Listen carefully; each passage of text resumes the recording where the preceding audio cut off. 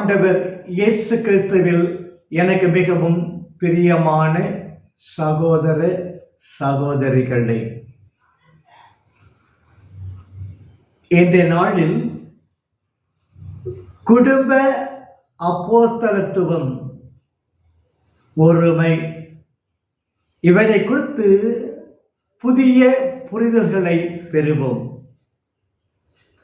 தம்பதியரின் பிளவுபடா ஒருமை மனித இயல்பிலிருந்தும் ஆவியின் கொடையிலிருந்தும் எழுகிறது.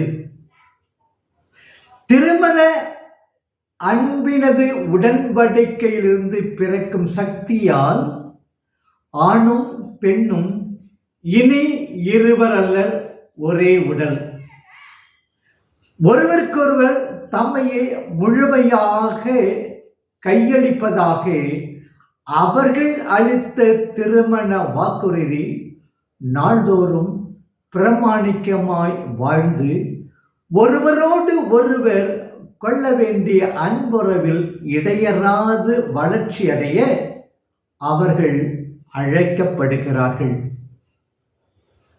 திருமண அடையாளத்தின் கொண்டாட்டத்தில் பொழியப்படுகின்ற தூய ஆவி கிறிஸ்துவ தம்பதியருக்கு புதியதோர் உறவு ஒன்றிப்பின் அன்பின் கொடையை வழங்குகிறார். இந்த உறவு ஆண்டவர் இயேசுவின் பிளவுபடா மறையுடலாக திரு அவையாக உருவாக்குகின்ற சீரிய ஒற்றுமையை, பண்பின் உயிருள்ள பொருண்மையை வாய்ந்த சாயலாக இருக்கிறது. இந்த உறவு ஒன்றிப்பு ஆண்டவர் இயேசுவின் பிளவுபடா மறையுடலாக திரு அவையை உருவாக்குகின்ற சீரிய ஒற்றுமை பண்பின் உயிருள்ள பொருண்மை வாய்ந்த சாயலாக இருக்கிறது. தம்பதியர் தமக்கிடையே நிலவும் உறவு ஒன்றிப்பில் நாள்தோறும் தொடர்ந்து வளர வேண்டும். பல தம்பதியர் மனம் திருமணத்திற்கே உரித்தான உறவு ஒன்றிப்புக்கு முரணானது. பல தம்பதியர் மனம் திருமணத்திற்கே உரித்தான உறவு ஒன்றிப்புக்கு முரணானது, எதிரானது.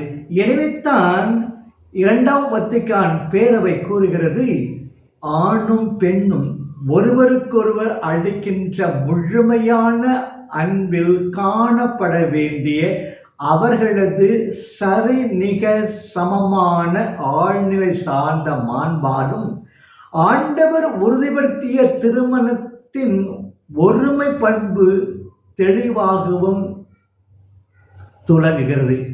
மீண்டுமாய், ஆணும் பெண்ணும் ஒருவருக்கொருவர் அளிக்கின்ற முழுமையான அன்பில் காணப்பட வேண்டிய அவர்களது சரிநிக சமமான ஆழ்நிலை சார்ந்த மாண்பாலும் ஆண்டவர் உறுதிப்படுத்திய திருமணத்தின் ஒருமை பண்பு தெளிவாக துலங்குகிறது.